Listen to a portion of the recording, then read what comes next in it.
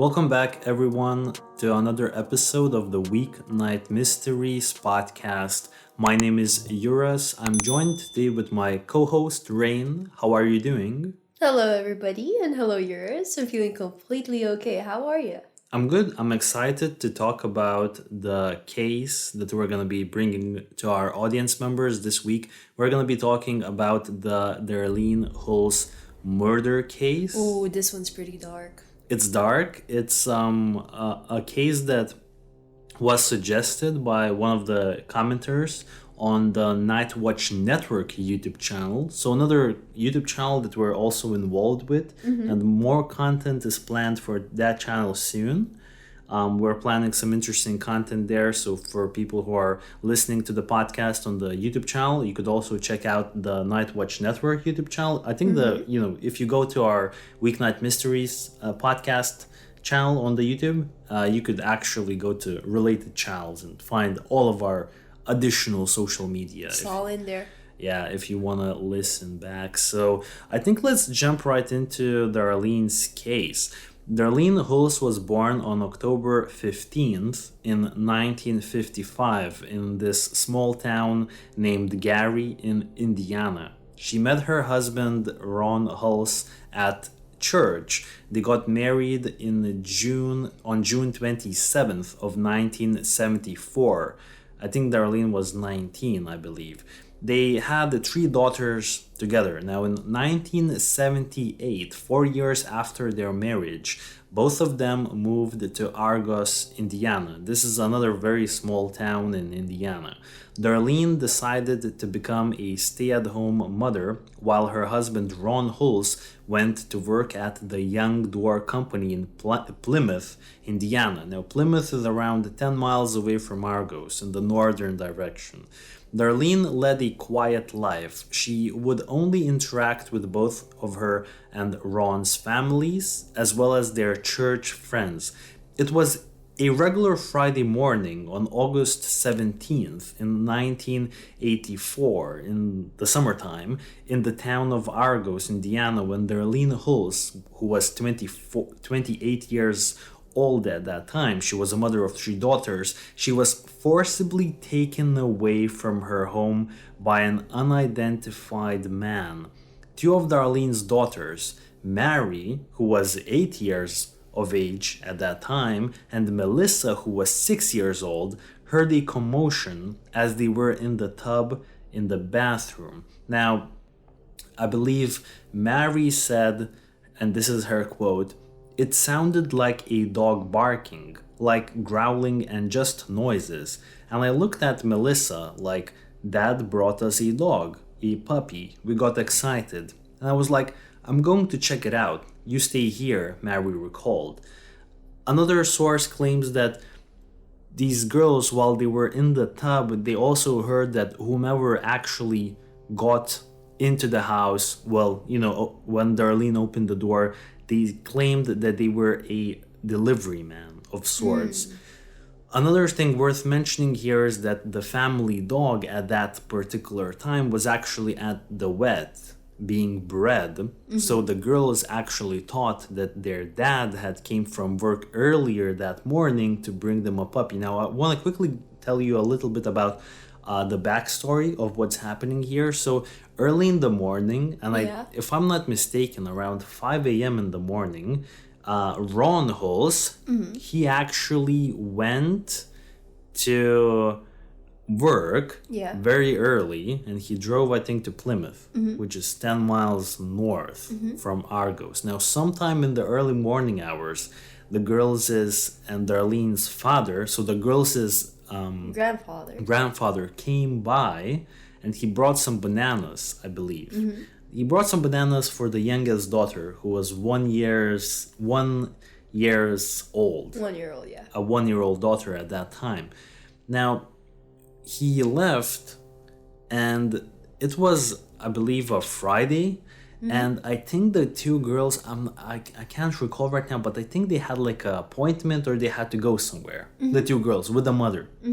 So the mother told the 2 girls to go wash up and go into the tub. That's why they were in the tub. It seems like a pretty typical day. No? Very typical, right? Yeah. And the family dog was being bred at that time. So when the two girls heard the commotion as they were in the bathroom, their first thought was that Ron, their father, had came back early from work from Plymouth to bring them a puppy, because maybe the family dog had already given birth to another puppy, right? Oh.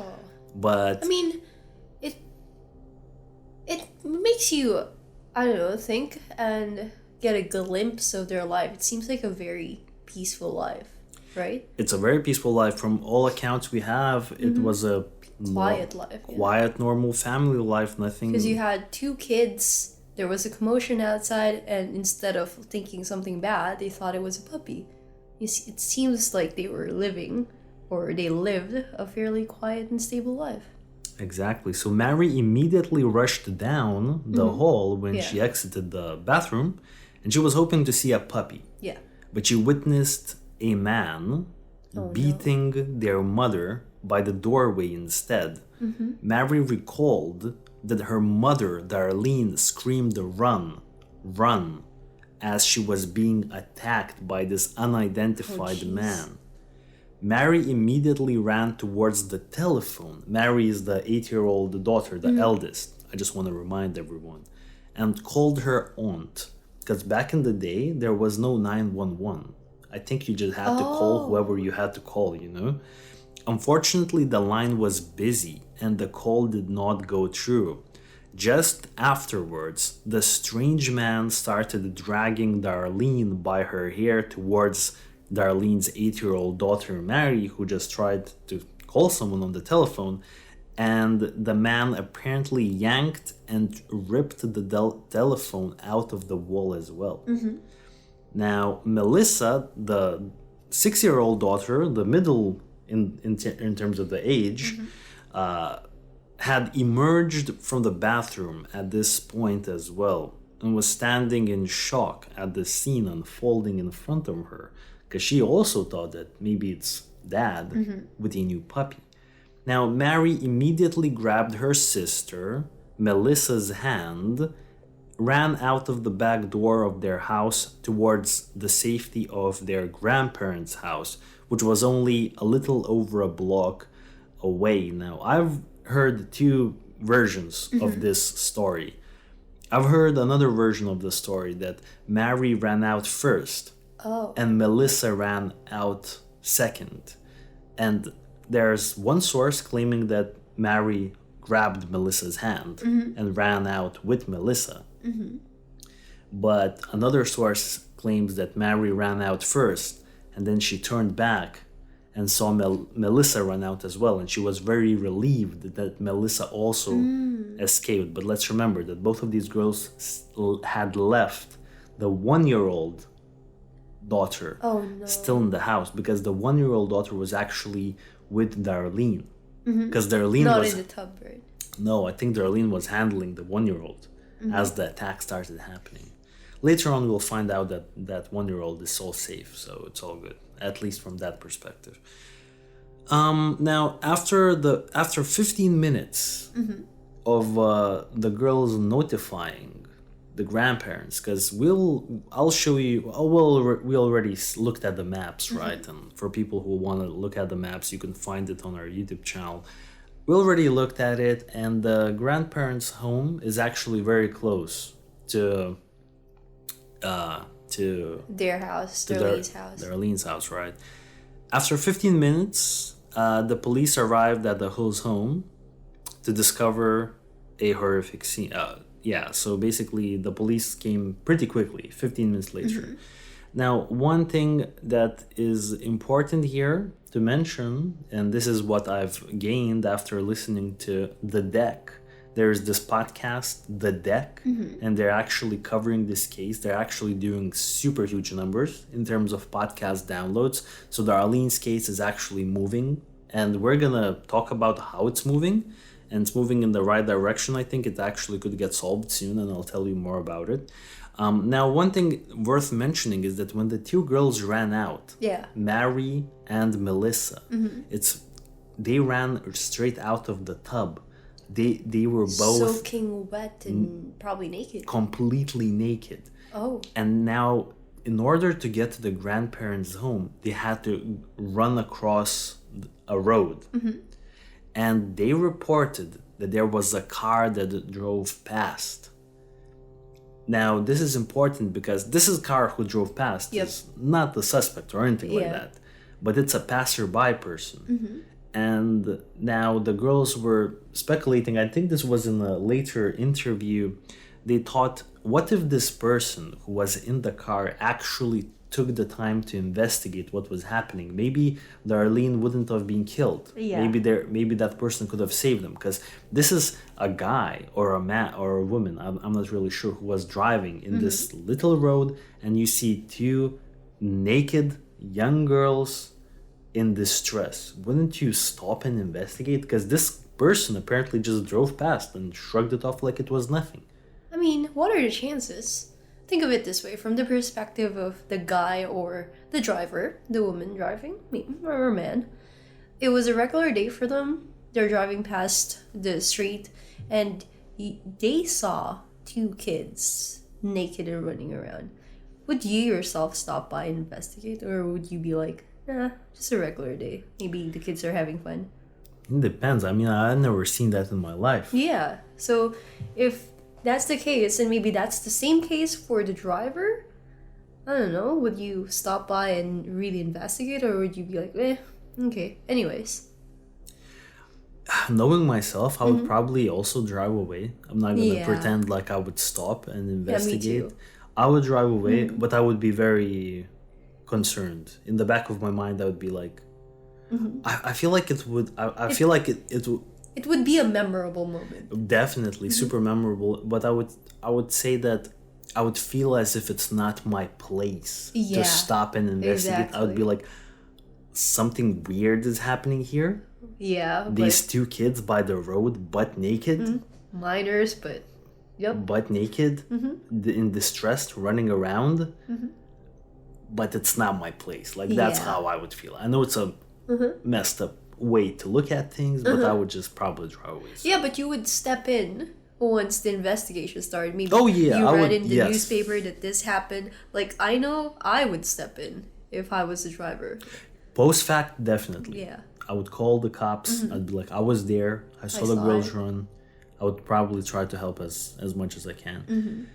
Okay, if we can move on, then well, inside the house, there were visible signs of struggle. The living room carpet, walls, and curtains were covered in blood. A broken fireplace poker was laying on the living room floor, and Darlene was nowhere to be found. In the middle of all of it sat Kristen, Darlene's 1-year-old daughter. She was unharmed, but covered all over with her mother's blood.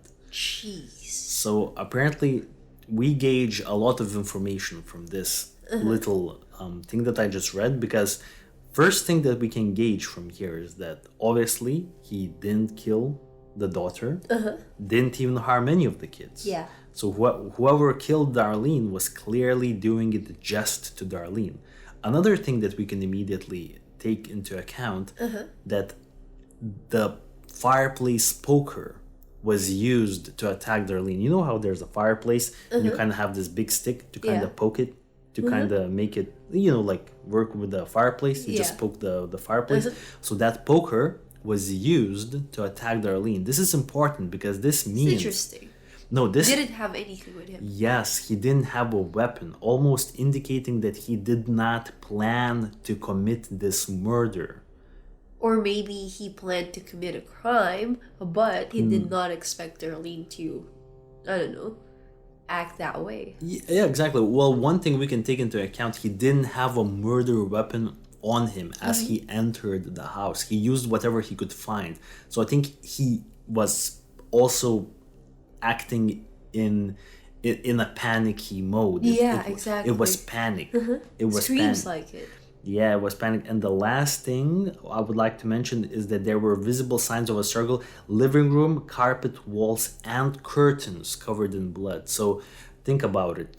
carpets bloody, walls bloody, curtains bloody. There was a lot of blood. So he was, from my understanding, he was whacking Darlene in the head with a poker, and blood was spilling all over the place. Nothing appeared to be missing from the home except for Darlene herself, obviously. She had already been abducted by the time authorities arrived on the scene. Officers believe she was beaten in the living room with a heavy weapon. Later, it was determined probably the fireplace poker. Outside of their home, there was a trail of blood from the front door to where they believed that the suspect's car was parked. So another interesting detail here, we know that the suspect was driving a car and he had parked a car. Now, obviously, there were blood drag marks leading from the house towards the suspect's car, indicating that, he put Darlene in the back of the car. Now, I've heard reports that there was an insane amount of blood everywhere, almost indicating that it's even likely that Darlene was already killed. Or at least unconscious by the time the suspect put her in the car. Because it makes sense, because this person was using the fireplace sticker poker. I'm not sure if he had a gun. I would even probably assume he didn't even have a weapon on him. I don't think he has anything with him. So this is why, for me, it was important, because when I was thinking about the case, this indicated to me that the killer actually probably had Darlene already killed as he put her in the car, or Darlene was completely unconscious. Because if you don't have a gun, how are you gonna get a person to go into your home? Unless I mean, he could have said... Unless she's weak enough. She's weak enough. Also, the killer may have threatened to hurt Darlene's 1-year-old daughter. He could have said... But what's with the drag marks, though? Yeah, well, dragging her. That's a good point. If it was a... If it's a voluntary thing... They would have walked out. Well, not really walked out. Probably Darlene is probably weak enough. Was probably weak enough, but there probably wouldn't be any drag marks. Or maybe there would be less, no? No, that's actually a very good point. I didn't even think about this. If Darlene was, in fact, willingly walking towards the car, there probably wouldn't be drag marks. Yeah, or he would have just carried her. Because she wasn't struggling anymore. Yeah, that's a good point. So drag marks... Yeah, so she's definitely either unconscious or already dead. Yeah. Okay, no, that's... Now I have a question. Of course. Was there any DNA of or maybe fingerprints found? Because as you mentioned, a fireplace poker was used and a telephone was yanked out of the wall. So the killer or the attacker, whoever he might be, actually touched some furnitures. Yes, well, this is very interesting, and we'll get into some information soon about what has been uncovered just recently in 2016. But back then, it was reported that no DNA of the suspect, of the culprit, was found. I think he wore gloves. Yeah, I was thinking the same thing. Gloves, but then it's interesting. He looks like he's unprepared. Yeah. Like he's using a fireplace poker. Wait, was it cold when it happened? Summer. Indiana. Probably not. Yeah. He was wearing a t-shirt. Yeah. So it wasn't that cold, but then, he is unprepared. But then it's pretty also weird prepared. if he wore gloves in the middle of summer. It's almost like he's prepared to steal but not prepared to kill. He doesn't leave any fingerprints. Steal or, I don't know, attack Darlene. Darlene sexually, sexual assault, exactly. Another thing worth mentioning is that this is happening in the middle 80s, and DNA technology was only developed in the early 80s, I believe, something like that. Oh. And by 84, when this happened, DNA was not advanced. DNA technology was not advanced, so culprits and suspects were not really thinking about it as much back in the day, because it wasn't like it is now. I see.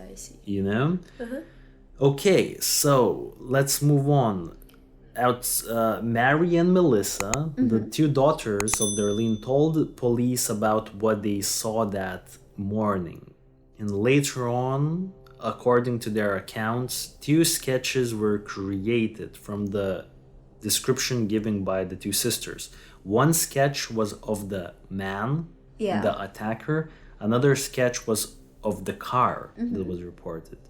Now, the man was described as somewhere in his late 20s to early 30s with long blonde hair, possibly black streaks inside of the hair. He was standing at around 6 feet to 6 feet 2 inches and weighed around 145 pounds to 150 pounds.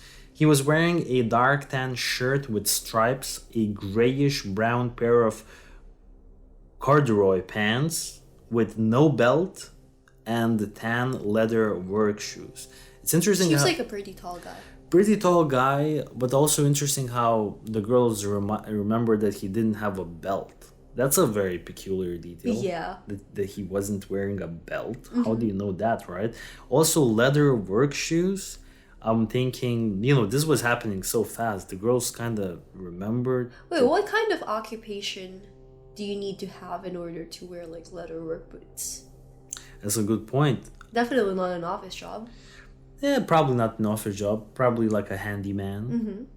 Handy dandy man, you know what I mean? They described his car as being a greenish blue late model sedan. But late model back in the day meant that it was 70 to 74. In poor condition with rust on the sides. Their neighbor driving by also saw the car earlier that morning and described the car's hood as being self-painted.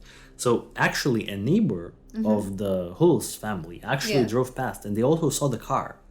But they saw the car before the attack. Because obviously if they saw the car during the attack, they would have stepped in. Yeah. Or called the cops. But they saw the man in the car. In the car? Yeah, in the car before the attack. So a neighbor was driving also to work and they saw a man. And you know what? The interesting thing here is that when the neighbor saw the car, they saw the car parked along the road as if the man was waiting, stalking, staking out the vicinity. This is creepy. When the girls reported it, it was already in the driveway. So this possibly means that he was there earlier in the day, waited until Ron Hulse left. Maybe knew about Ron's daily pattern that he's driving to Plymouth every morning to work there. Then he possibly observed the grandfather going inside, giving the bananas, going outside. Then he went in, knocked on the door, also potentially claimed that he was a delivery man, and then started attacking Darlene. Now, do you think he was stalking Darlene before the incident? It's very interesting because one thing that Ron mentioned after the fact was that he had no idea why this happened. He couldn't explain who killed Darlene because they didn't have any enemies or anything like that. But he did say one interesting thing. Ron Hulse said that Darlene never closed the curtains when she was in the bathroom.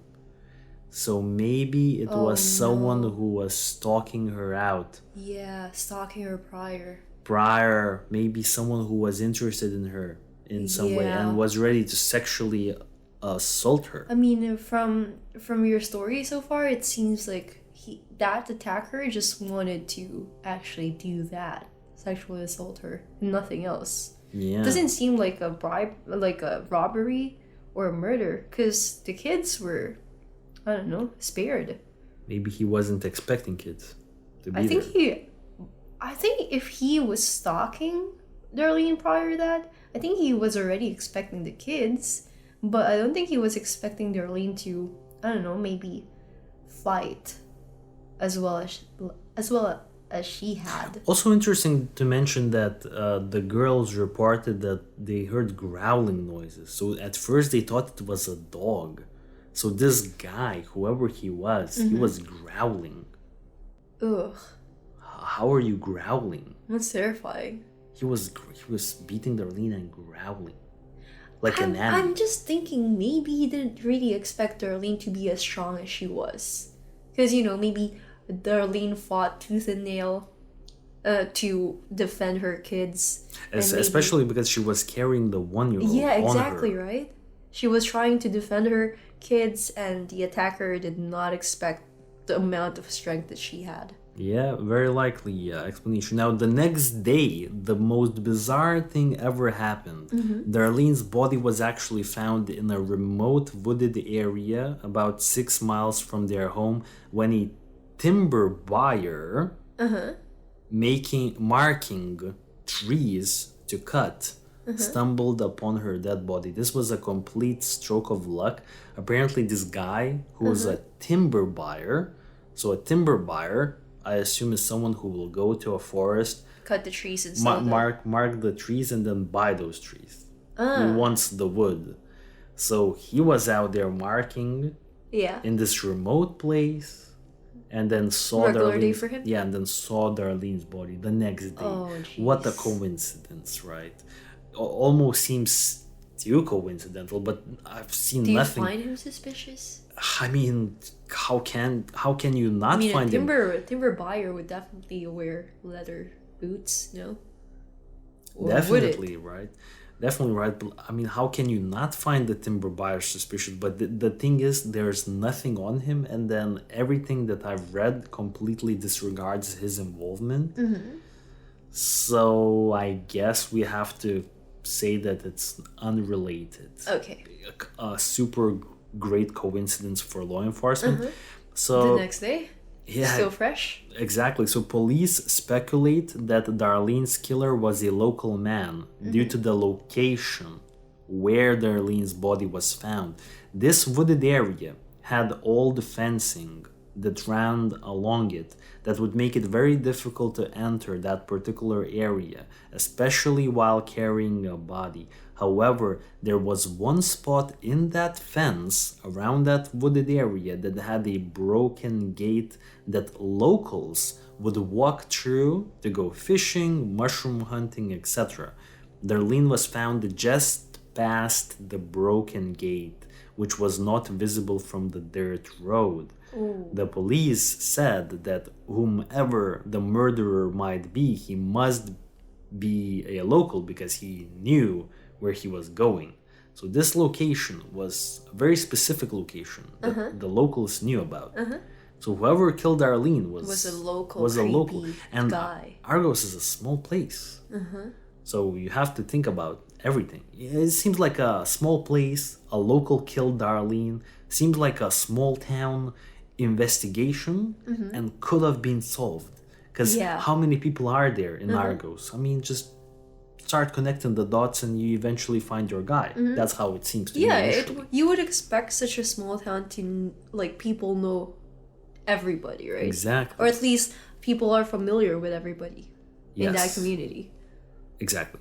And then we have this weird information about the fact that despite the amount of blood found in Darlene's home, there weren't any suspect DNA found. Apparently, the blood was all Darlene's. That is pretty weird. And no fingerprints?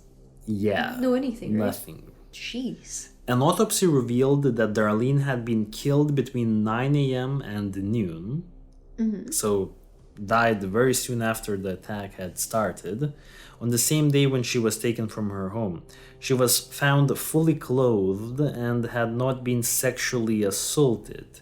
However, recent information by Darlene's family claims potentially otherwise.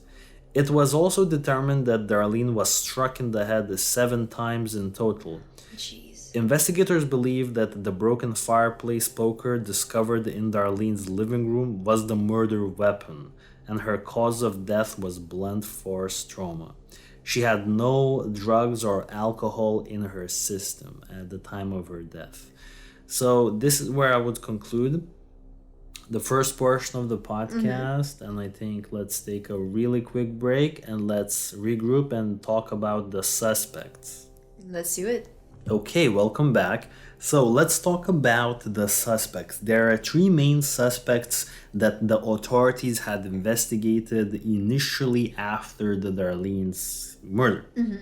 Now, the first person was a 22-year-old man named Daniel Bender, who was arrested shortly after Darlene's murder. Before Darlene's body was even found, a tip had immediately came into police. A man named Jim Garment suggested that the police should look into the home of a woman named Thelma Burns.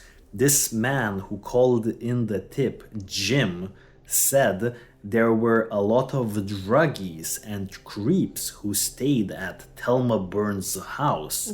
Later, Jim's tip got even more specific and he pointed the finger at one specific guy who hanged out at Thelma's house, Daniel Bender. Jim said that on Sunday, August 12th, 5 days before Darlene's murder, he had run into Thelma to buy some speed, which is basically amphetamine, and Daniel Bender was with Thelma. They all made plans to meet up at Jim's place later and party that night. Later on, Jim and this guy, Daniel Bender, met up to grab some beer while they were on the way to Thelma's house. During the drive, Daniel started talking about how he likes stealing things. Also, Daniel mentioned about a young guy from the Young Door Company in Plymouth, the same company where Ron Hulse was working. The dad. Yeah. Who just bought a new house and had a lot of cash in the house in Argos. He also said he just got out of prison for armed robbery. In reality, it was for kidnapping. And he was released on July 1st of that year, which was 47 days prior to Darlene's murder. And that he had an uncle who owns a junkyard. This is relevant because of the car later on.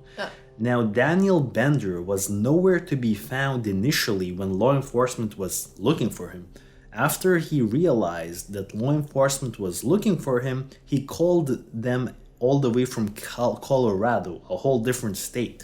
And he told law enforcement that he was out in the Colorado area way before the murder had even happened, and had a friend who could confirm his alibi because they had hitchhiked there together.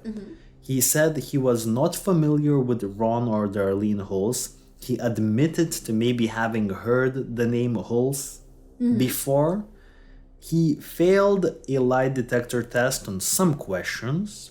During questioning, he claimed that he did not know who murdered Darlene and that he had described a different house to Jim. Remember when he was telling Jim about a house in Argos that he wants to rob?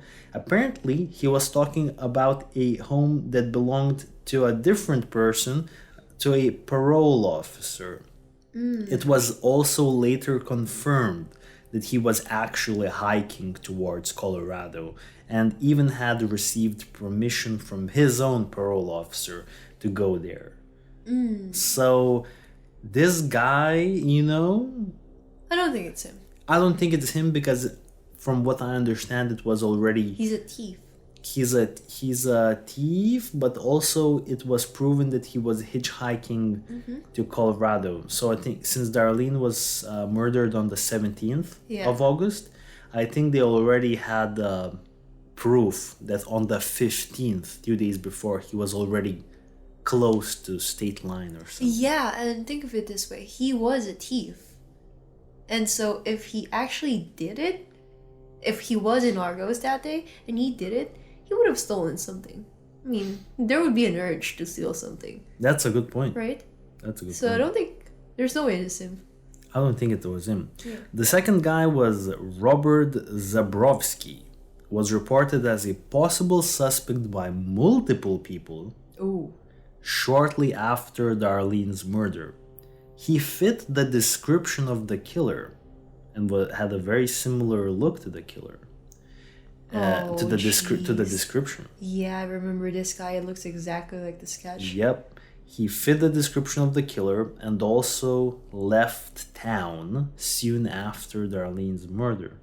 What a Interesting. coincidence. Robert was with a traveling carnival in Alabama Oh, wow. when law enforcement found him. He said he did not know anything about the murder, but he failed a polygraph done by Alabama law enforcement.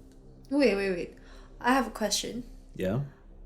Polygraph test. How reliable could that be back in the 80s? I have no idea, but I don't put too much weight into them because a lot of people say that polygraphs are unreliable. Even until now? Yes. So probably even worse back then. We can only assume, right? So Robert was with a traveling carnival in Alabama. Obviously, Alabama law enforcement caught him and Yeah. were like, let's do a polygraph. He failed some questions. Then Robert willingly came with Indiana law enforcement back to Indiana and willingly cooperated. I don't think he had to legally. They Yeah. didn't have enough. He slept during the whole drive back to Indiana. So meaning that he was Seemed pretty calm. pretty calm. He did a second polygraph with Indiana police and said that the description of the suspect fit him. He agreed that he looks like the suspect, but he said that I don't have a goatee, though. But the suspect That's pretty description, random. but the suspect description also didn't have a goatee. So we have no clue where Robert got this goatee idea from to begin with. He was like, okay, yeah, the sketch does look like me, but I don't have a goatee. But we looked at the sketch. The sketch also doesn't have a goatee. It looks pretty clean shaven. Yeah, so it's a bit confusing what was happening It there. was either he's high or he knew the suspect. Or he got confused. He looked at a different sketch. Something may have happened like That's that. true. He told law enforcement he was at a woman's named Betty Zahner's house on the day of the murders, and that he woke up at Betty's home. He had breakfast there, and then he drove to Rochester, submitted a job application. Rochester is another city in the general nearby, somewhere in the vicinity. He said that after that he went to Winnemac, another city in the area, and drove around, but did not put in an application because he was basically applying for jobs. Yeah. His whole story was that he was applying for jobs in that general Indiana area, Yeah. but he couldn't get a job, so he went and joined a carnival at Alabama, traveling carnival, basically, because he couldn't find work locally. But he was apparently applying for jobs on the day when Darlene was murdered. Now, he said that after Winnemac, he didn't put any applications in Winnemac, later went to Tippecanoe Shores, another town, later went to Culver, another town. So it looks like he was driving around looking for work. Back in the day, you don't send a CV via email. Yeah. There wasn't even an internet. 84, you're kind of submitting them physically. Everywhere, yeah. Yeah, so he went later to a guy named Roy Carr, to this Roy's house. Now, some polygrams contained specific reactions indicative of deception. But once again, it's probably unreliable. Oh. He also Makes a lot of stated sense. that he was in Argos on the day of the murder, but that he only got in there in the afternoon to fill out a job application. It was after the murder had taken place. Was there a proof? Yes, they found that job application, Okay. but there is no timestamp. Oh. So basically, he told law enforcement that on the 17th I was in Argos, but I was there in the afternoon. Darlene was killed before noon, and he said, "Oh, I only got to Argos in the afternoon to apply for a job." And What do you think about this? No, well, they found the job application, so he did apply. That's That a was fact. true. but there is no timestamp. So no one's certain if he could have applied in the morning, but it would also be interesting because he would, if he is the killer, then he would have killed Darlene, stashed the body, and then went to apply for a job, which is weird. Yeah. Which is weird. Too much for one day. Weird, right? Yeah. So this is all we have on the guy. That apparently his alibi was that I went to Argos in the afternoon. And I applied for a job. But also, if you kill someone like that, it makes sense to go apply for a job because that's perfect alibi. If you know that it's not gonna be time stamped, and I mean, he claims that he got there in the afternoon, and he applied. And now I'm thinking logically. Just let me know if this makes sense logically. How is this even an alibi? I mean, what? How is he not able to kill Darlene in the morning and then go apply in the afternoon? How is this even an alibi? Wouldn't him applying in the morning? It would have been an even greater alibi. No, a stronger alibi. Yeah. How is applying for a job in the afternoon even an alibi? This is almost like complete, like this almost links him it's true to the case more than it unlinks him from the case. You know what I mean? Yeah. So he's definitely way more suspicious than our first guy. Oh yeah, I would say so. Now let's jump to the third guy. Is he even more suspicious? The third guy? No, the third guy is not suspicious in my opinion, but he's interesting. Maybe he's gonna be suspicious to some of our audience members. We have to bring up that on October 26th of that year, 70 days after Darlene's murder, law enforcement were informed about a man named Richard Mock, otherwise known as Ricky. A 20-year-old man who was shot and killed in Amarillo, Texas, the day prior, on the 25th of October. He had robbed a variety store in Amarillo, Texas. Then a car chase ensued and he decided to point a gun at a law enforcement officer. However, the officer ended up fatally shooting him first. Police were searching his apartment in Logansport, Indiana, because this guy, Ricky, was actually originally from Indiana, from Logansport, a town pretty close to Argos. Now, when they went to his home, they found a newspaper clipping in regards to Darlene's case, as well as some clothes that appeared to have blood on them. Okay, so this is already pretty strange, these findings. The cutout itself was from a newspaper from August 23rd, 6 days after Darlene's murder. In the newspaper cutout, it was described an encounter that the police had with a man that they were chasing in connection to Darlene's murder. However, this man had escaped in a cornfield. A friend of Ricky's later confirmed that it was Ricky himself described in the newspaper. So let's unpack what's happening here. A guy killed by a law enforcement officer in Texas was originally based in Indiana. They looked at his home in Indiana.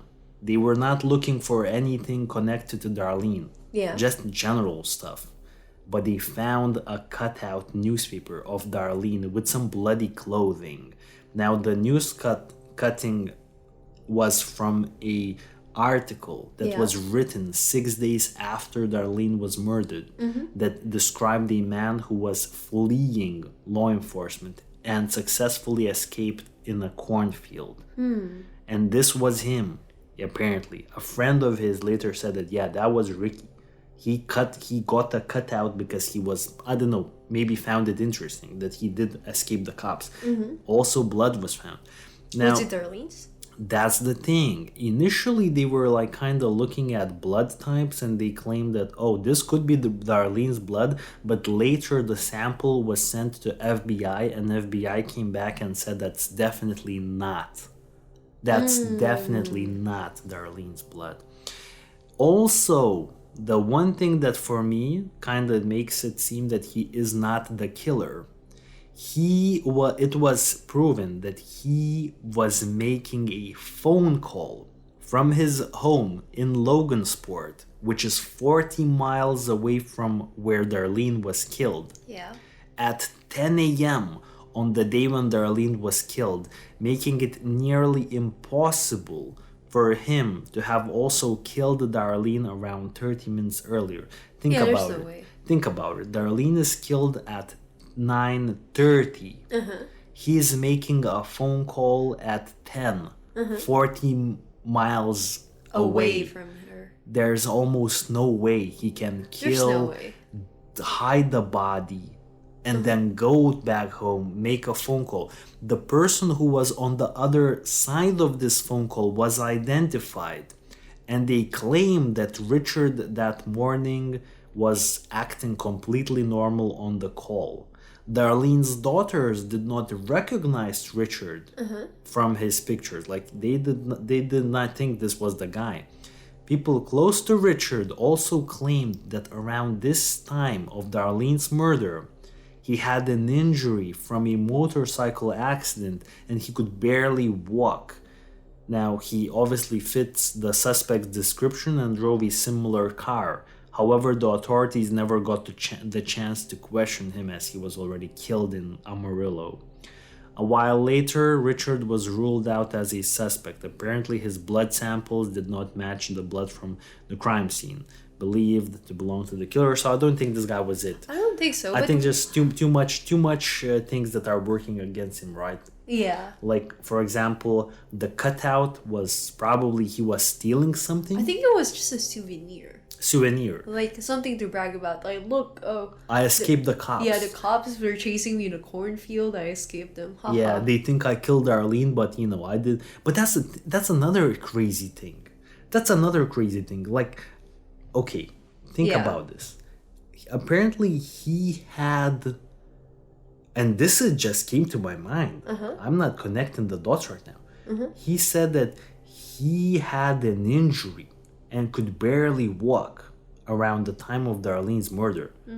But then 6 days later, he evades the police in a cornfield when he's all broken. I think that's also part of the reason why he kept that cutout.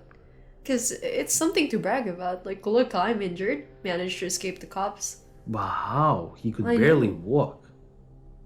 Maybe it was a chase via car, not on foot. Because Most likely. the way I understood this was that he ran into the cornfield, but maybe he drove into the cornfield.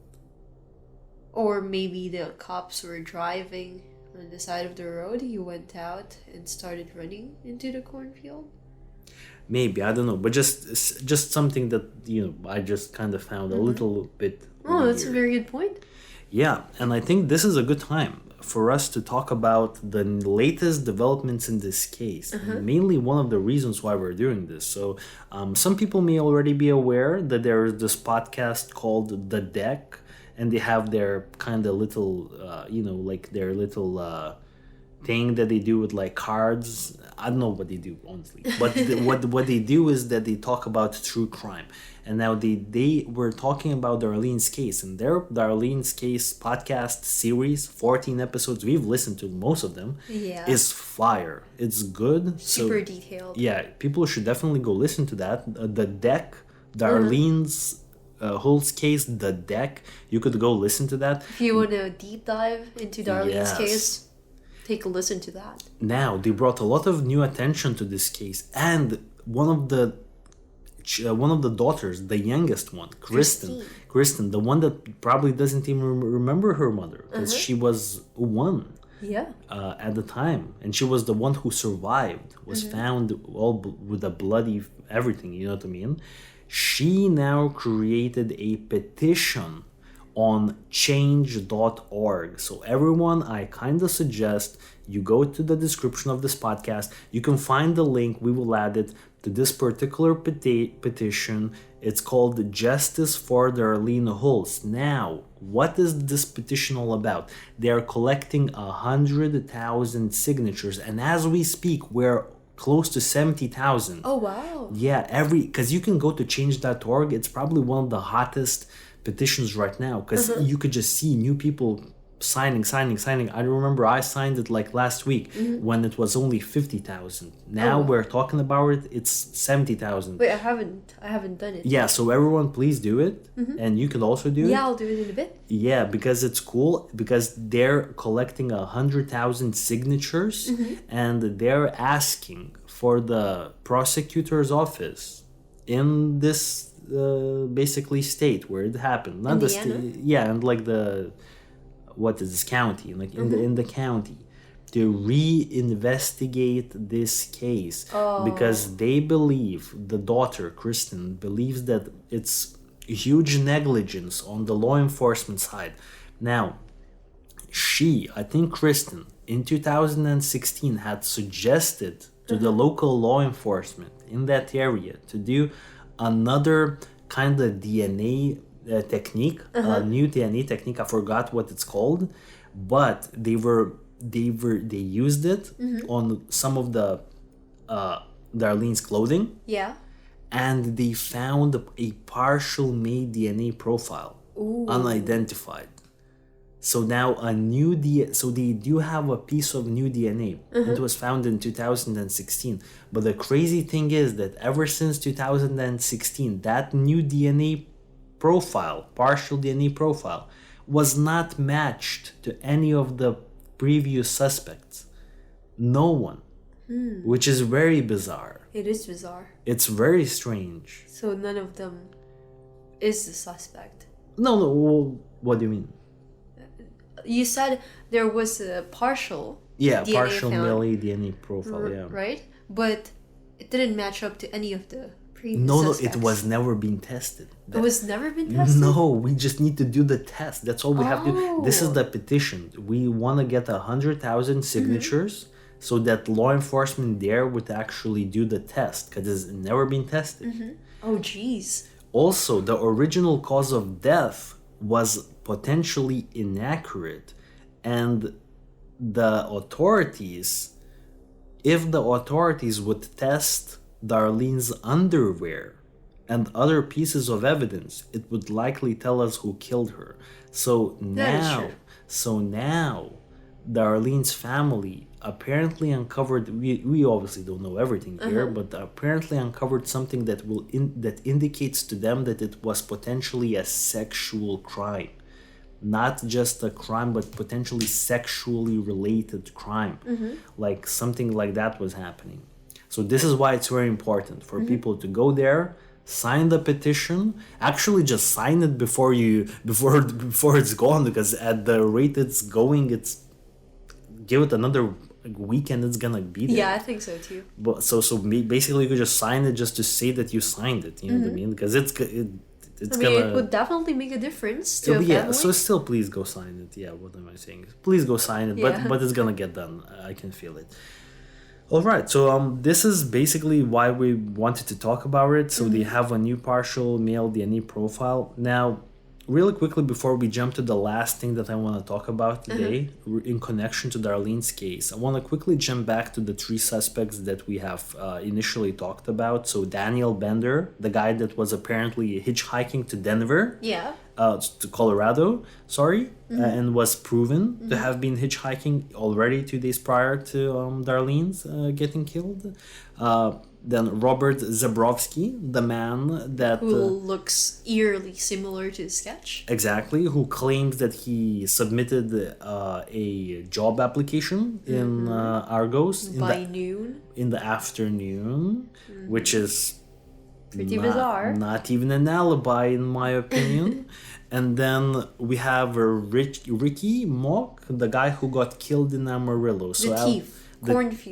Cornfield thief, yeah. So out of these three guys, who jumps out to you as the most likely culprit? Robert. Yeah, me too. I will immediately say Robert, because Yeah. the first guy, Daniel Bender, I don't think he did it. I think it's He had a pretty strong alibi. pretty strong alibi.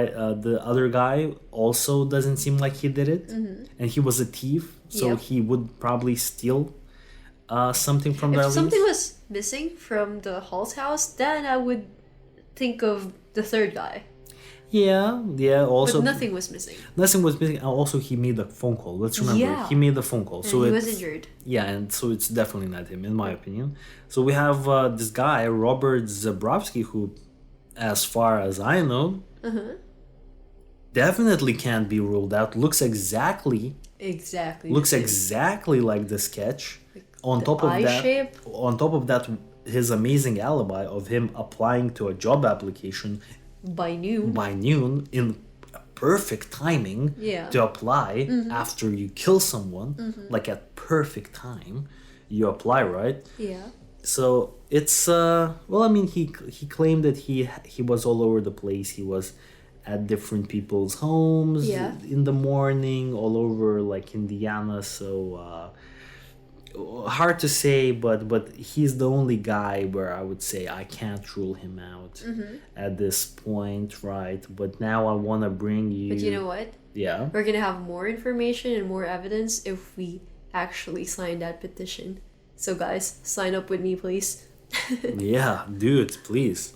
Now, what I want to talk about, the last thing here, is the bizarre death of Brandie Peltz in 1986. So, Brandie Peltz was, now I don't have a lot of information on this case, but she was a 5th grade student Oh no. in the general vicinity, and she was found murdered in her home in Screwed up.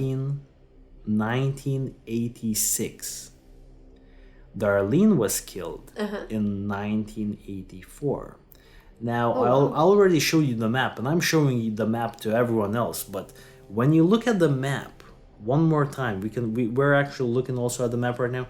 When you look at the map, it just doesn't add up. The mile it's literally 2 miles away from the Hulse house. So But we have to take into consideration that it's not like a city where there are a lot of people living in the area. It's just a bunch of fields. it's a them, right? bunch of fields. There's literally nothing in between. It's not like New York, where 2 miles in New York there are probably a bunch of people. there's probably 1 million people living, or like 2 million people living in those 2 miles.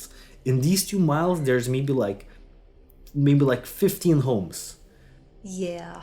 and another murder happens 2 years later. This is very interesting. A 5th grader, Brandie Peltz, is found killed in her home. Now, a little backstory on that killing. Apparently, there is a very strong suspect in Brandie's case. So Brandie was apparently sick for 4 days leading up to her death. So she was not going to school. And on one of the days, her mother was driving back with her then boyfriend of sorts to Brandie to give her some pizza, and then they went away again. Left Brandie alone in the house as she was sick. Sometime during the day, Brandie receives a phone call where no one talks, but just loud, heavy breathing is heard on the other side. That's really creepy. She is creeped out. She calls mother. The same mother that gave her pizza just earlier in the day. And left. Yeah, and left. She says, I got this call again. Mother says, okay, maybe, I don't know what she says, but they don't, Did they shrug it off? they probably shrug it off because they have been receiving these strange calls already for some time, but they never reported them to police previously. So they shrug it off initially, and what happens next is 2 hours later, Brandy's dead. She's in the bathtub, face in water, allegedly. Faced in water? Yeah, allegedly.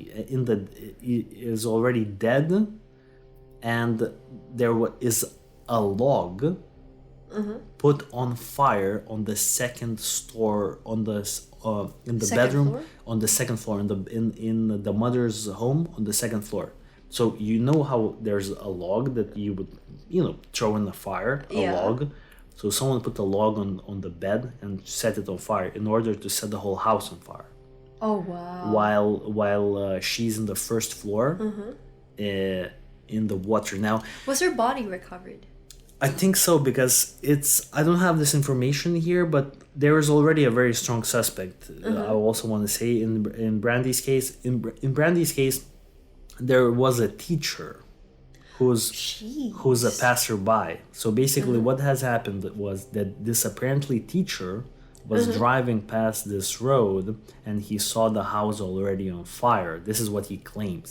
He claims that he goes in the house, he sees that there's a family dog. He lets the family dog outside. Then he searches the house real quick. He finds Brandie in the bath, face down. He takes her out of the bath, tries to resuscitate her, puts her back in the bath after he can't do it. Yeah, puts her back, What? takes her out of the bath, tries to recover her. Oh, she's dead. Dump her back in the bath. Back in the bath you go. Then he apparently goes to the neighbor's place. What about the fire? Yeah. He goes to the neighbors. He's like, yo, there's a fire and there's a dead kid inside. Call law enforcement and call fire department. I'll be right back. And then he goes somewhere, Never went back. never goes back. So this is basically the guy. So it's a very strange explanation of how he handled everything. So this is, I don't want to go into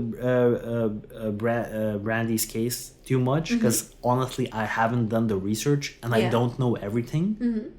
But apparently this passerby guy is most likely the killer. Yeah.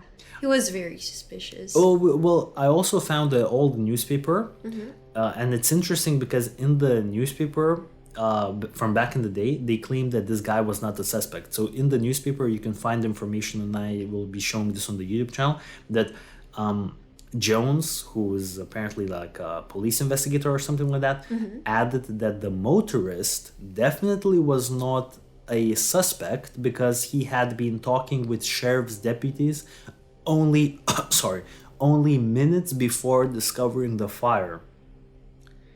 And also there was other interesting point in this newspaper that I took out was that the family had been receiving obscene telephone calls over the past 2 days.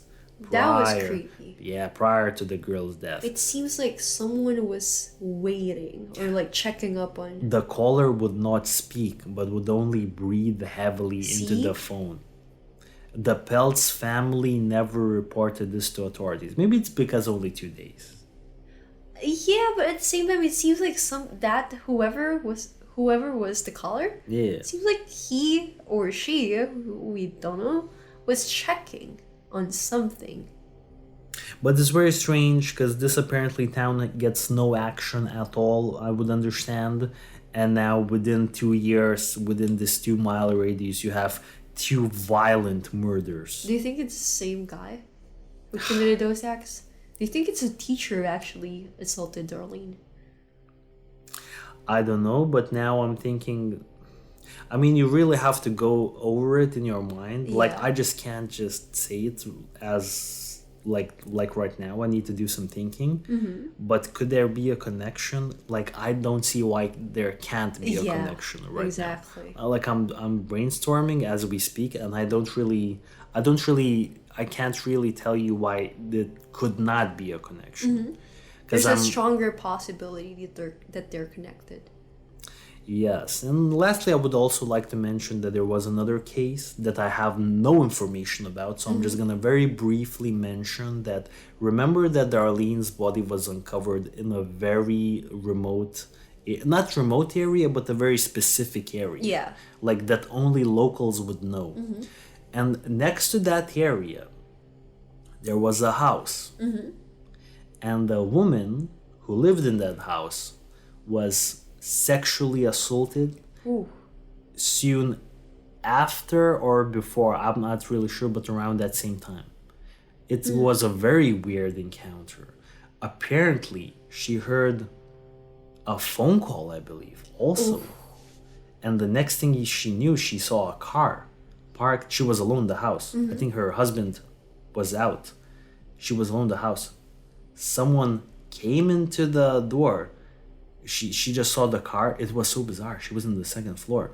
She walked outside of her door on the second floor room because she saw a car parked in downstairs, but she didn't recognize the car. And as she walked down, she was walking towards the staircase to go down the first floor, and already on the staircase there was a strange man already running towards her. That's a horror movie. That's horror movie. That's traumatizing. That's horror movie shit right here. So, and then he rushed her into her bedroom or something like that, and he was about to sexually assault her, but then he last minute change of heart, boom, boom, boom, got out of there, drove out. Never did it again. So, but it's interesting that something like that happened close to where Darlene's body was found. Well, I don't know. Phone call for me was very interesting. Yeah, seems like the phone call is also, if there was a phone, I think there was also a phone call. Do you think Darlene received a phone call prior to her disappearance or abduction? I don't think so, because it would be mentioned in the Call write-ups, and the law enforcement could probably check it. So probably not. And the guy was already stalking her with maybe. But I mean, how could you call? There are no cell phones. Remember, this guy was... Yeah, that's pretty interesting. Because it's pretty hard to get someone's number nowadays. Yeah. But what about back then? Well, maybe the yellow books, right? Oh, that's true. So Completely forgot about those. yeah, that's how they did it back in the day. So this is pretty much how I would say we would wrap it up. I mean, I don't want to talk too much about the suspects or anything, because it seems like there's new information happening, and we're about to get some action. Hopefully, there's a lot of things are happening. So we just want to bring you up to speed, guys, on Darlene Hulse case, and that's it from my side. Yeah. Let us know what you guys think. And we'll catch you on the next week's episode. We hope you guys enjoy. Yeah, and please sign the petition. I'll do it in a bit, maybe 5 minutes after this, and please do it as well. Yes. Thank you guys for listening, and have a nice rest of the day. Bye. Bye.